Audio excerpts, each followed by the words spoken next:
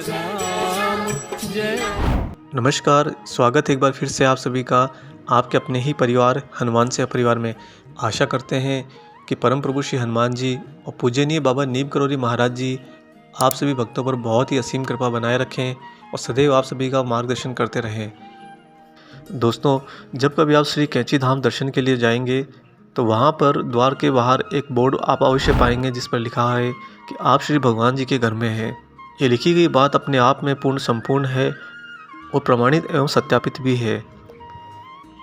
वास्तव में महाराज जी का जो स्थान है वहाँ पर अनेकों देवी देवताओं का आना और जाना लगा रहता है। ये पहले भी होता था और आज भी निरंतर उसी क्रम में जारी है। एक ऐसी घटना जहाँ पर महाराज जी ने इस बात का खुलासा भी किया और साथ ही महाराज जी ने भक्त को अपने दिव्य अस्तित्व का आभास भी कराया। आज के इस वीडियो में इसी घटना की चर्चा करेंगे। और दोस्तों, अगर वीडियो अच्छा लगता है तो वीडियो को ज़्यादा से ज़्यादा लाइक और शेयर ज़रूर कीजिएगा और जो लोग चैनल पर नए हैं चैनल को सब्सक्राइब अवश्य कर लीजिएगा। और हाँ, सब्सक्राइब करते समय बेल आइकन को ज़रूर ऑन कर लीजिएगा ताकि आने वाले सारे नए वीडियो आप तक सर्वप्रथम पहुँचें। आइए अब बिना देरी करे ले चलते हैं आपको इस बहुत ही अद्भुत घटनाक्रम पर। दोस्तों, नैनीताल की खूबसूरत वादियों में पहाड़ों के बीच एक बहुत ही रमणीय स्थान है और बहुत ही दैविक स्थान है श्री कैंची धाम। कैंची धाम बाबा नीम करोली महाराज जी ने जिस उद्देश्य से बनाया था ये तो वह स्वयं ही जाने, परंतु उसका जो साकार स्वरूप बाद में आया है वह यह आया है कि वह स्थान देवताओं की दृष्टि से सर्वोत्तम स्थानों में से एक है, जहाँ पर किसी भी श्रेणी का मनुष्य किसी भी प्रार्थना से या किसी भी भाव से जाता है तो उसका उद्धार अवश्य होता है, अर्थात उसके अपने ही देवी देवता उसकी सेवा में लग जाते हैं।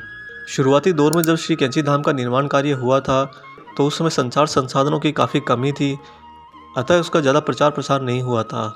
जो लोग महाराज जी के नियमित भक्त होते थे या किसी भक्त को किसी भक्त से प्रेरणा मिलती थी वही लोग कैंची धाम पहुंच पाते थे।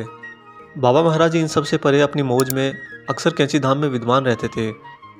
तब महाराज जी के शेष शरीर रहते हुए वाराणसी के श्री शंकर प्रसाद व्यास जी, जिन्हें बाबा जी रामायणी कहते थे, वह कैंची आश्रम में अक्सर रहा करते थे। वह निरंतर महाराज जी और प्रभु श्री हनुमान जी की सेवा में वहाँ पर मग्न रहते लीन रहते थे।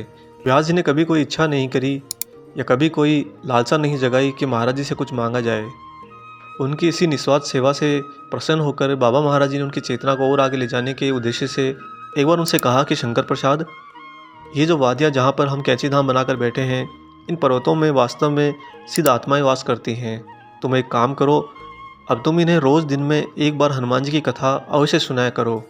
शंकर प्रसाद जी के लिए यह थोड़ी सी विस्मयकारी बात थी, क्योंकि कथावाचक के लिए हमेशा ये प्रमुख रहा है कि उसके सामने उसके श्रोतागण हो। बाबा महाराज ने जो कहा कि ये वादियों में सिद्ध आत्माएं रहती हैं, परंतु आत्माएं तो कभी दिखाई नहीं देती, अतः कहीं ऐसा ना हो कि कथावाचन के समय उनका रस ही चला जाए।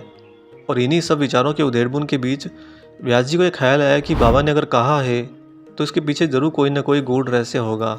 अतः व्यास जी वहाँ पर हनुमान कथा सुनाने के लिए राजी हो गए और महाराज जी के आदेश पर अन्य भक्तों ने व्यास जी के लिए कृष्ण बलराम कुटी में उनकी रहने की व्यवस्था कर दी और साथ ही वह वहीं पर कथा वाचन करेंगे इसकी भी व्यवस्था कर दी गई। अगले दिन प्रातः अपने दैनिक कार्यों से निवृत्त होकर व्यास जी ने बहुत ही आत्मिक भाव से हनुमान कथा का वाचन प्रारंभ किया। व्यास जी धीमे धीमे कथा आगे बढ़ाने लगे, परंतु उनकी कुटिया में सुनने वाले कोई नहीं आए। एक दिन बीता, 2 दिन बीता और ऐसे ही कुछ और दिन भी बीत गए।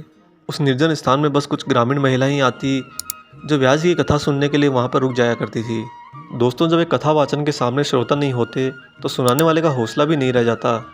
अतः 1 सप्ताह बाद व्यास जी की यही हालत हुई। वह बुरी तरह से विचलित हो गए और उनका अब कथा सुनाने में ज़रा भी मन नहीं लग रहा था। उनके मन में बड़ी दुविधा हो गई थी कि अब कथा अगर छोड़ें बीच में तो यह भी उनके लिए अपमानजनक है, और कथा अगर ना छोड़े बिना मन से कथा वाचन करें तो यह भी उनके लिए अमान्य रहेगा।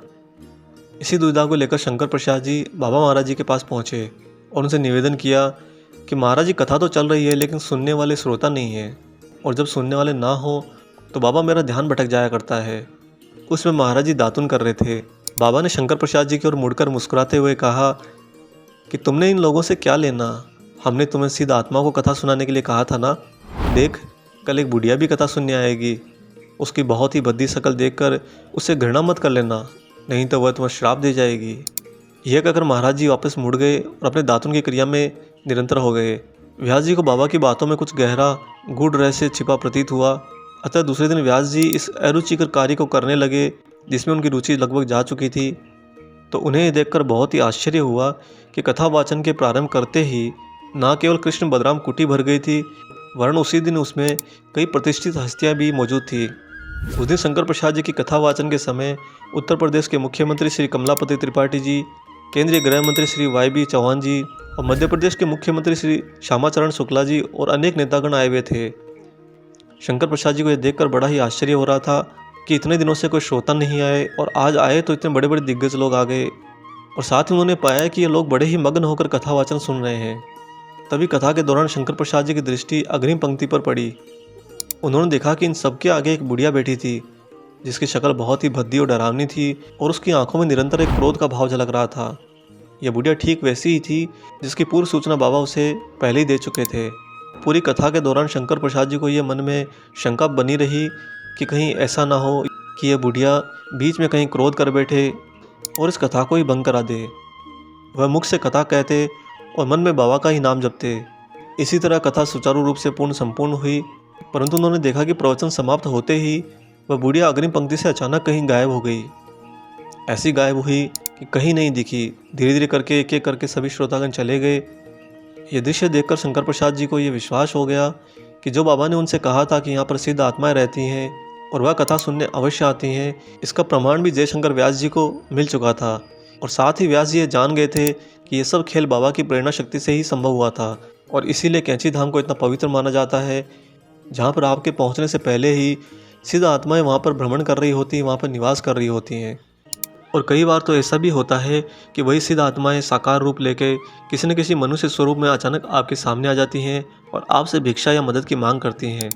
अतः दोस्तों, जब श्री कैंची धाम आप लोग जाएं तो वहाँ पर इस बात से भली भांति ज्ञात रहिएगा कि आपको न जाने किस स्वरूप में कहाँ पर कौन सी सिद्ध आत्मा आपसे टकरा जाए, आपसे मिलन हो जाए।